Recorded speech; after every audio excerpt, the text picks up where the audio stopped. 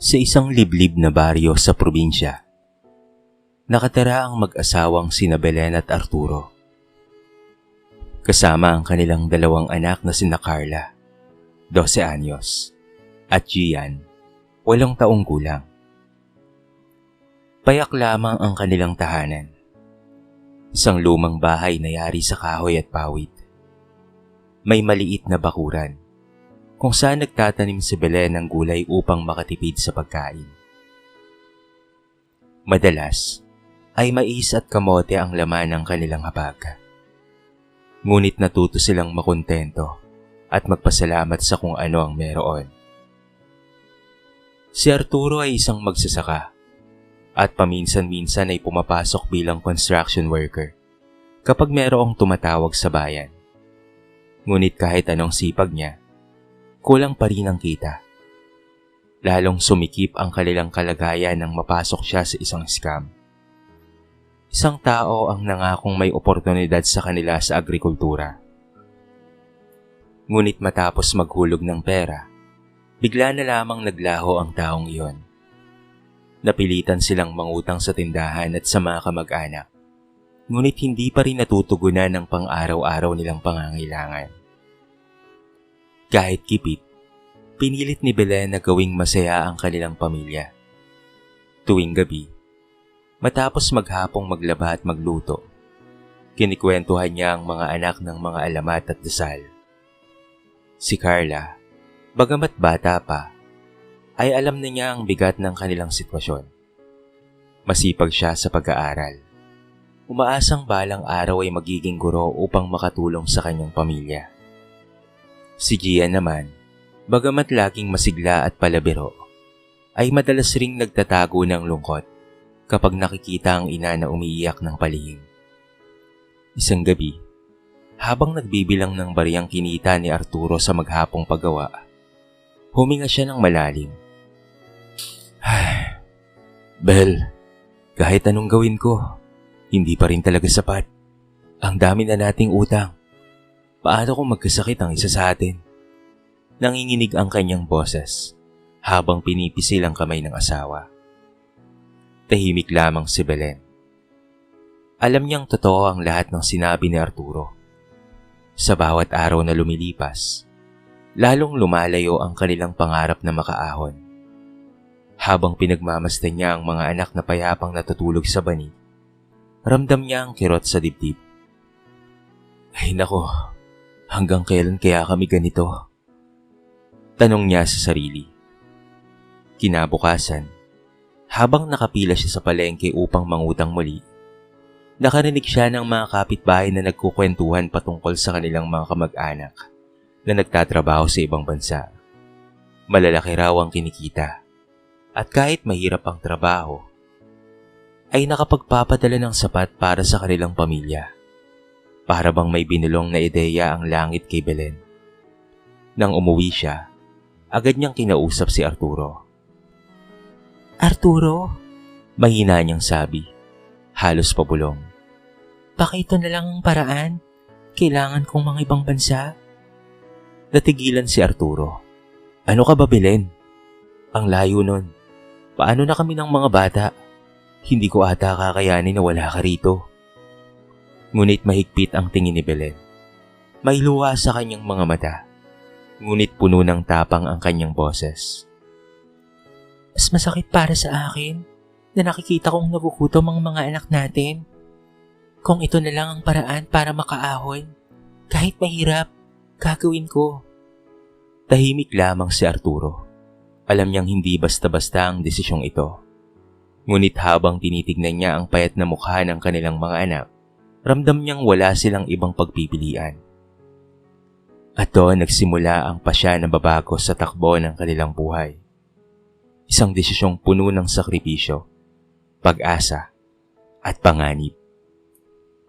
Matapos ang ilang linggong pagtatalo at pag-uusap, tuluyang nagdesisyon si Belen na maghanap ng paraan upang makapag-abroad. Sa tulong ng isang kapitbahay, ipinakilala siya sa isang recruiter na nangakong may maayos na trabaho sa kanya bilang kasambahay sa isang bansang malapit sa gitnang silangan. Maganda raw ang sweldo. Libre ang pagkain at tirahan at mabilis makaalis. Sa unang tingin, tila ito ang kasagutan sa kanilang matagal ng pinapangarap. Isang hapon, umuwi si Belen galing sa bayan dala ang kontrata. Nakaupo si Arturo sa balkonahe habang pinagpapawisan sa pagkukumpuni ng sirang bangko. Tahimik niyang iniabot ang papel. Ito na mahal, kapag pumirma ako, makakaalis na raw ako kaagad sa loob ng 1 buwan. Kinuha ni Arturo ang kontrata at binasa. Bagamat limitado ang kanyang pagkakaintindi, nakita niyang nakasulat roon ang mga magagandang kondisyon. Ngunit may kaba sa kanyang puso.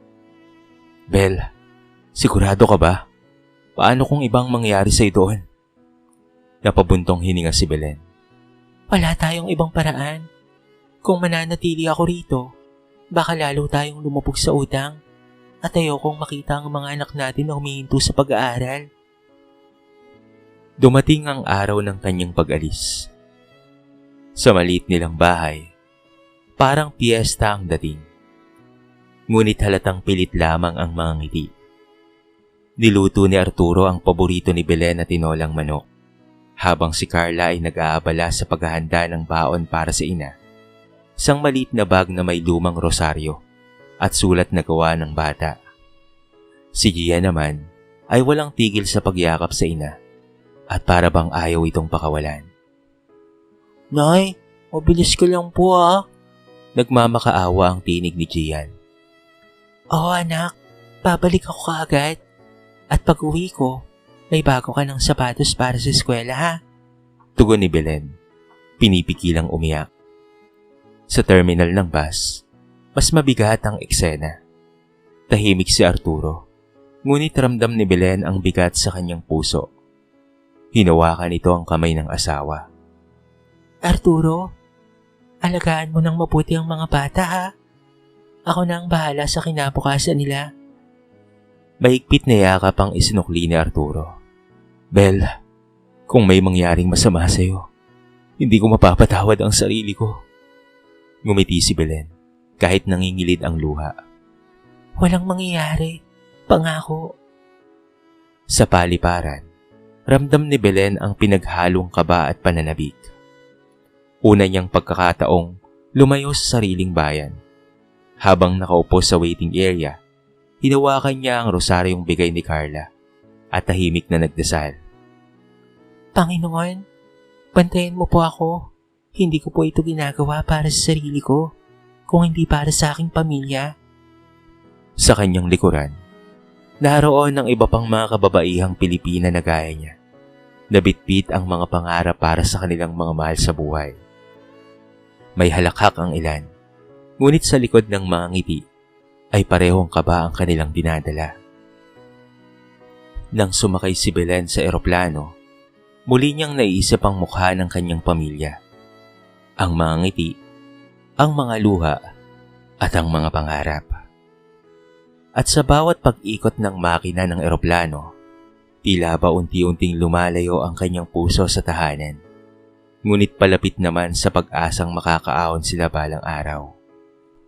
Pero hindi niya alam, sa bansang kanyang pupuntahan, hindi pangarap ang sasalubong sa kanya, kung hindi isang bangungot. Paglapag ni Belen sa banyagang paliparan, sinalubong siya ng isang babaeng nakamaong at nakaitim na blusa. Masayahin ang ngiti nito ngunit malamig ang titig. Ikaw ba si Belen? Ako nga pala si Maribel. Ako ang magiging amo mo. Nagulat si Belen dahil alam niya na dayuhan ang kanyang magiging amo ayon sa kontrata. Ngunit bago pa siya makapagtanong, mabilis na kinuha ni Mabel ang kanyang bag at itinuro ang sasakyan. Bilis, marami pa tayong gagawin.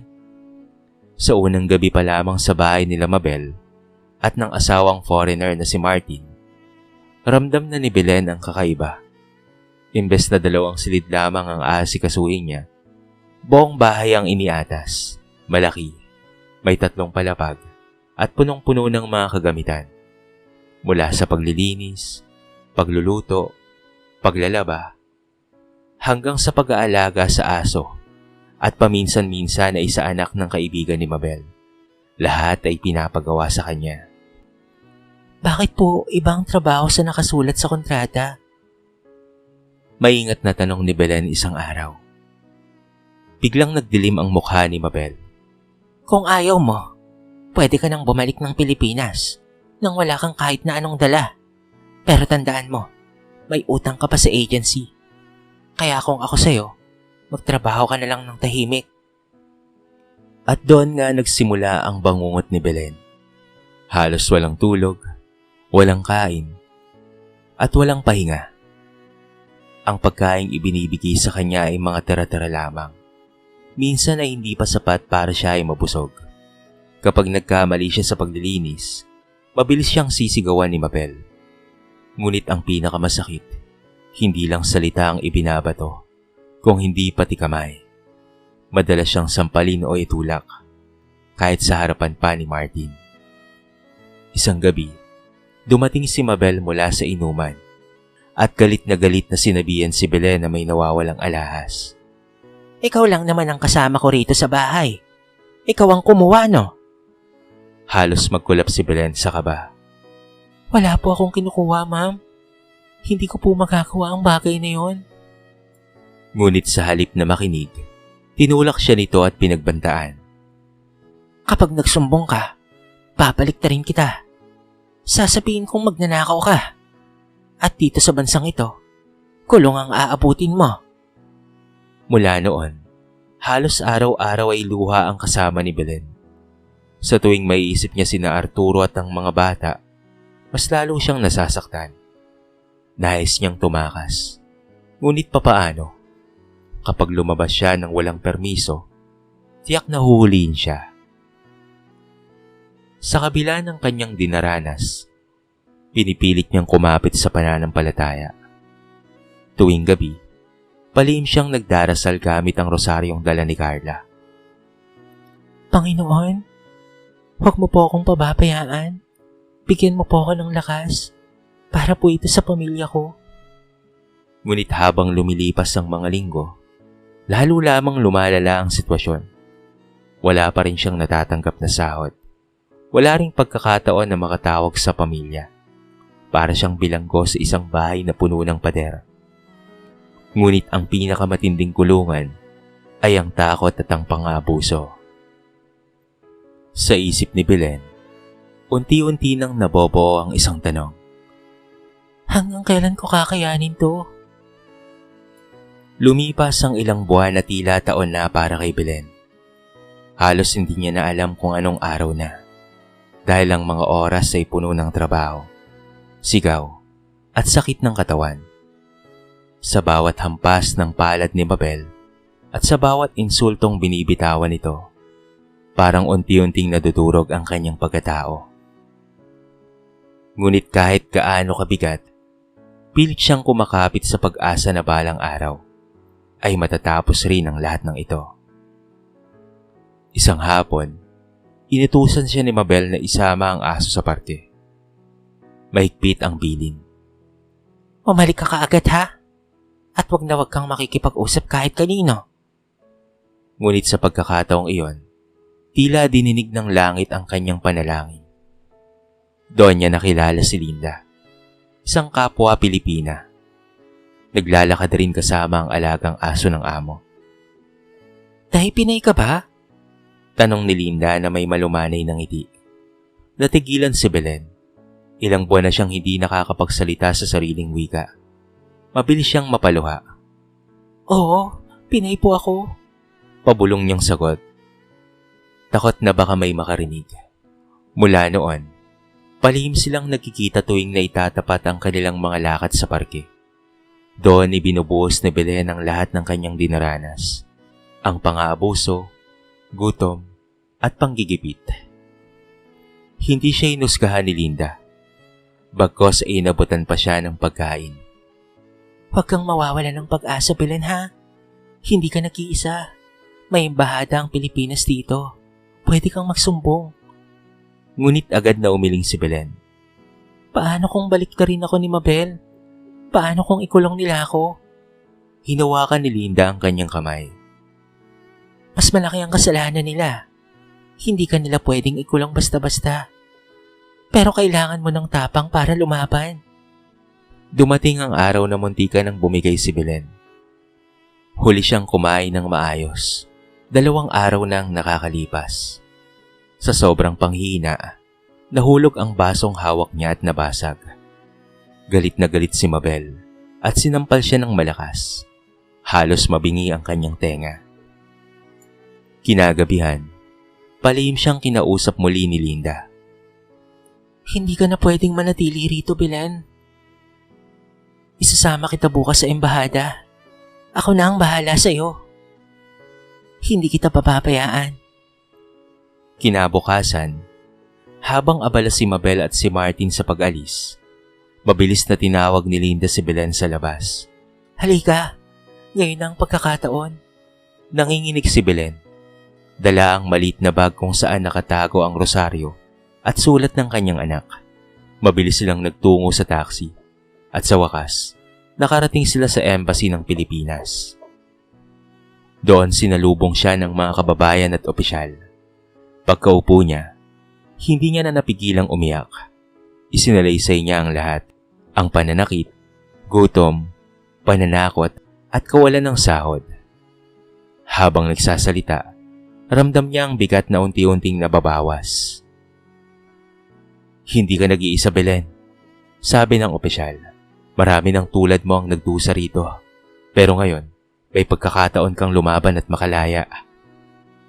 Sa unang pagkakataon matapos ang mahabang buwan ng paghihirap, nakaramdam si Belen ng liwanag. May pag-asa pa pala. May kamay na handang sumalo sa kanya. At may tinig na nagsasabing tama lang na ipinaglaban niya ang kanyang dignidad. Samantala, sa probinsya sa Pilipinas, abala si Arturo sa bukid habang si Carla at Gia naman ay nasa bahay. Kakatapos lamang nilang mananghalian nang may kumatok na kapitbahay. Arturo! Arturo! Buksan mo ang TV. May balita patungkol sa mga OFW. Agad na binuksan ni Arturo ang kanilang maliit na lumang telebisyon. Doon bumungad ang isang balitang pumunit sa kanilang mga puso. Isang Pilipina ang nailigtas mula sa mapang-abusong amo. Nang ipakita ang mukha, halos matumba si Arturo. Si Belen, ang asawa ko, nanginginig niyang tinig. Napahagulgol naman si Carla. Tay, si nanay yun na. Bakit ganun ang itsura niya? Sobrang payat niya. May pasapa sa mukha. Napayakap siya kay Gian na hindi na rin mapigil ang iyak. Ang dating masayahing bata ay tahimik lang. Nakatitig sa screen habang paulit-ulit na tinatanong. Bakit nila sinaktan si nanay? Hindi kaagad nakapagsalita si Arturo. Parang bumigat ang buong mundo sa kanyang balikat. Gusto niyang sumigaw. Gusto niyang sisihin ang kanyang sarili. Bakit hinayaan kong umalis siya? Bakit hindi ako naghanap ng ibang paraan? Ngunit wala siyang nagawa kung hindi ang umiyak na lamang ng tahimik. Kinagabihan, nakahiga silang magkapatid sa isang banig. Hindi mapakali si Carla. Tay, kung hindi ako nangangailangan ng pambili ng libro, baka hindi naman sana umalis si nanay. Kasalanan ko po ito. Mabilis na umiling si Arturo at hinaplos ang buhok ng anak. Anak, hindi mo kasalanan. Ginawa ng nanay mo ang lahat dahil mahal niya tayo. Huwag mong isipin na ikaw ang dahilan.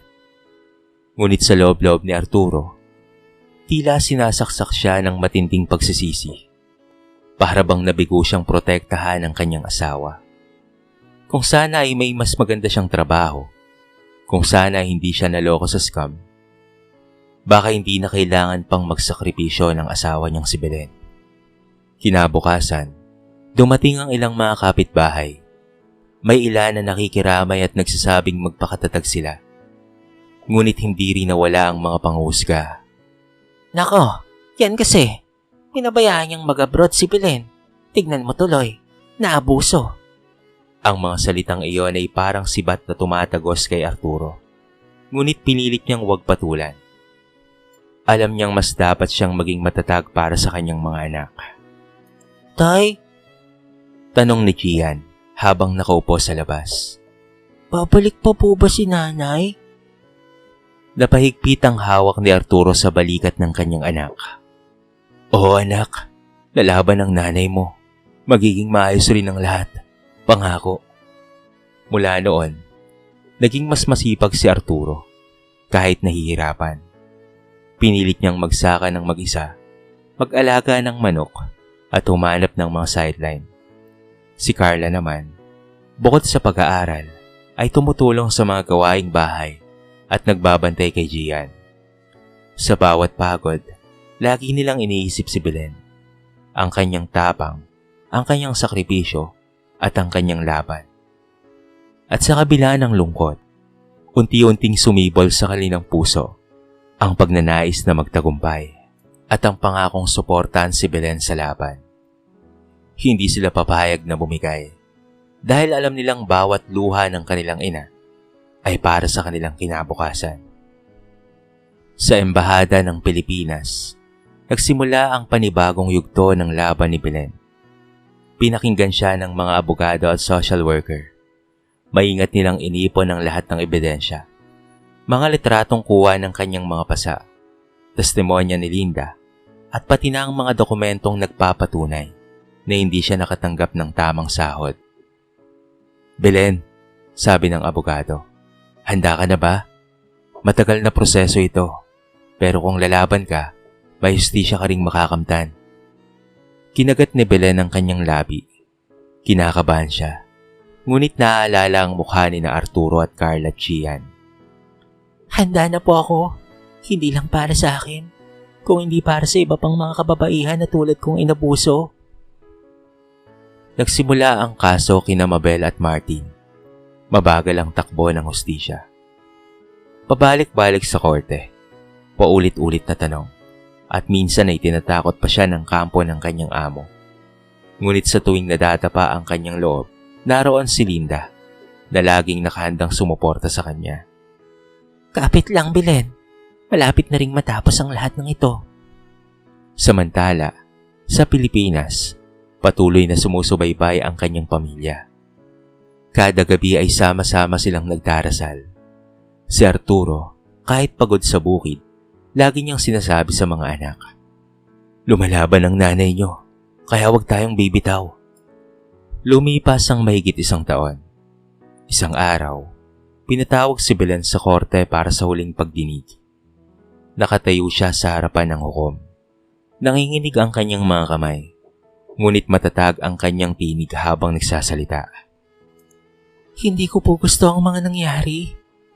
Dumating po ako rito dala ang pangarap na maiangat ko po ang aking pamilya. Ngunit sa halip, tinrato akong parang hayop. Walang sino man ang may karapatan na ipahiya at saktan ng kapwa. Nandito po ako hindi lamang po para sa sarili ko, kung hindi para ipakita na may karapatan din kaming mga kasambahay na igalang. Tahimik ang buong paligid. Kahit ang hukom ay tila nadama ang bigat ng kanyang mga salita.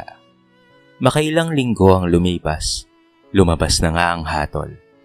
Guilty ang mag-asawang Mabel at Martin sa kasong physical abuse, illegal detention, at hindi pagbabayad ng tamang sahod. Hatol sa kanila ay ang pagkakakulong at pagbabayad ng mga danyos. Halos hindi makapaniwala si Belen nang marinig ang desisyon. Niyakap siya ni Linda habang dumadaloy ang kanyang luha. Nanalo ka, Belen! Nanalo ka!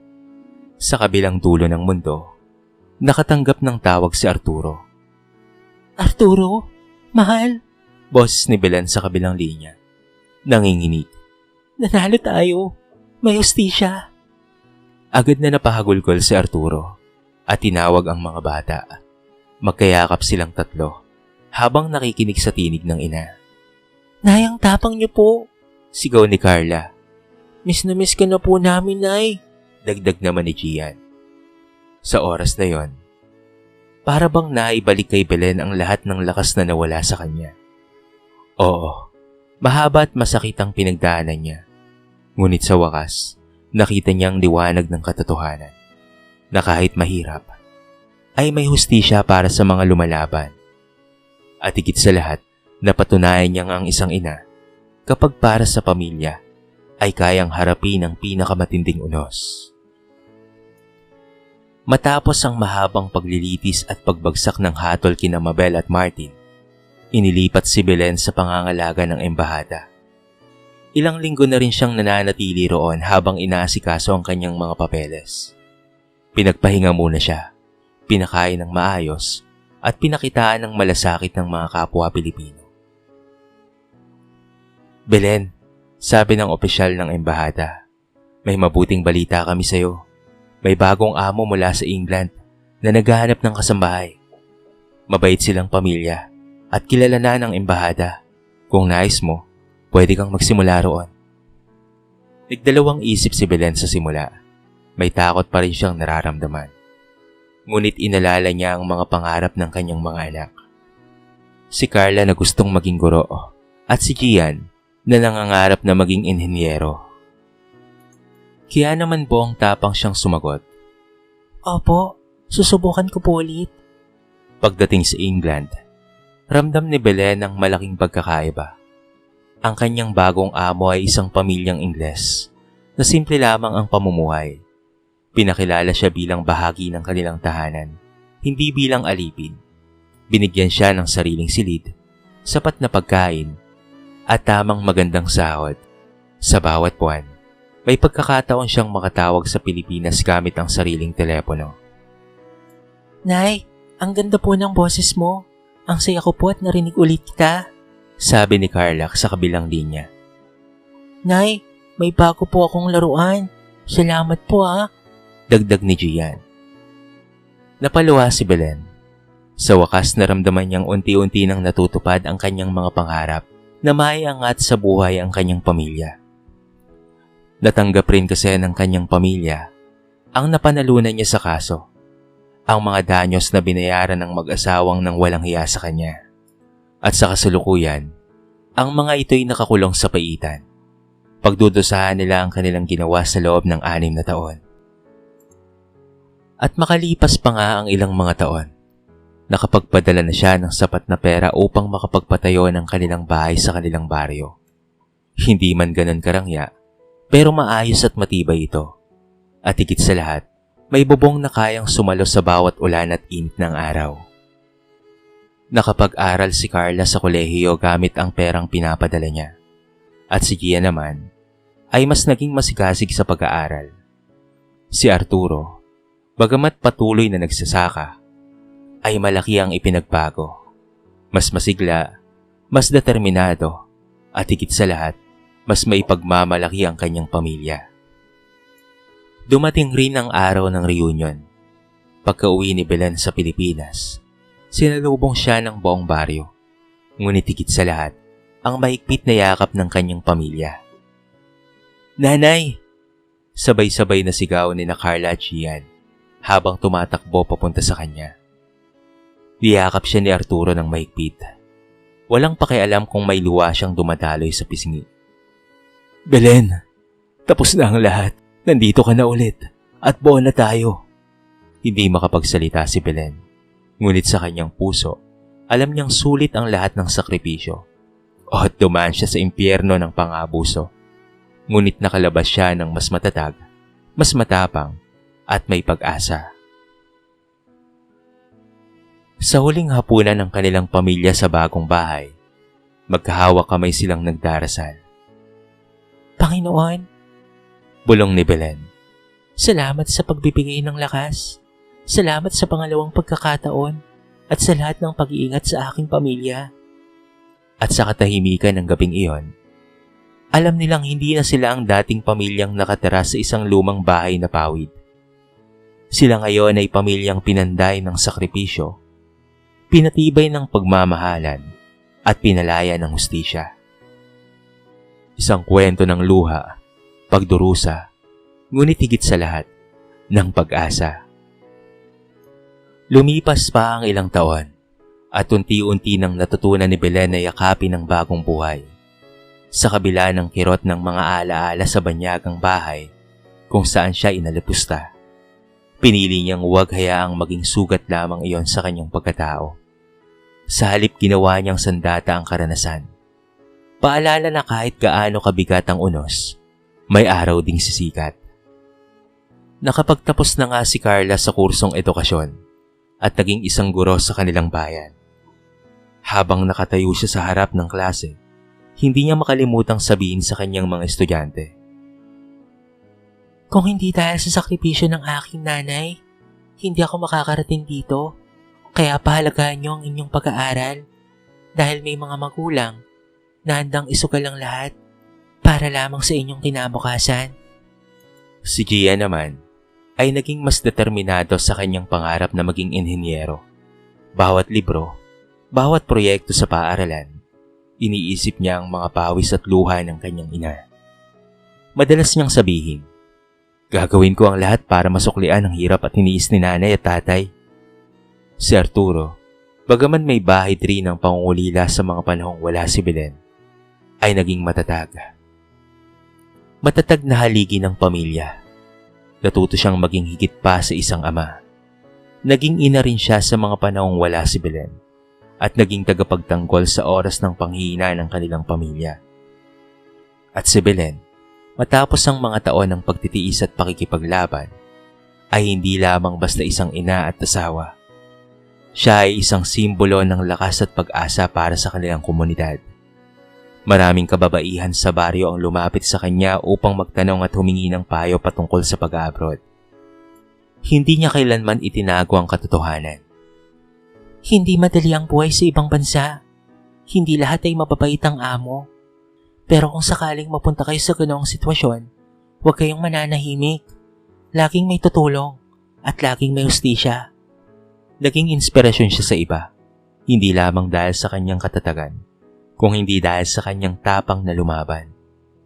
Ang kanyang kwento ay umabot maging sa lokal na pahayagan at ginamit na halimbawa ng embahada upang ipaalala sa lahat ng mga OFW na may karapatan silang ipaglaban ang kanilang mga sarili. Sa kanilang tahanan tuwing gabi, nakasanayan ng pamilya ang simpleng ritual. Sama-samang pagkain, sama-samang pananalangin, at simpleng tawanan. Wala silang marangyang buhay, ngunit meron silang mas mahalaga, ang pagkakaisa at ang pagmamahalan. Isang gabi, habang nakaupo sila sa kanilang beranda, nakatingin sa maliwanag na buwan at nagsalita si Belen. "Hindi ko akalain na mararating natin to. Minsan iniisip ko, kung hindi ako umalis, baka hindi tayo nakalampas sa lahat ng utang at gutom. Pero lagi kong itinatanong sa Diyos kung bakit kailangan kong pagdaanan ng lahat ng iyon. Pero ngayon, alam ko na ang sagot dahil gusto niyang matutunan ko ang halaga ng pagtsatsaga at pananampalataya. Gusto niyang makita natin na sa bawat sakripisyo, may kapalit na pag-asa."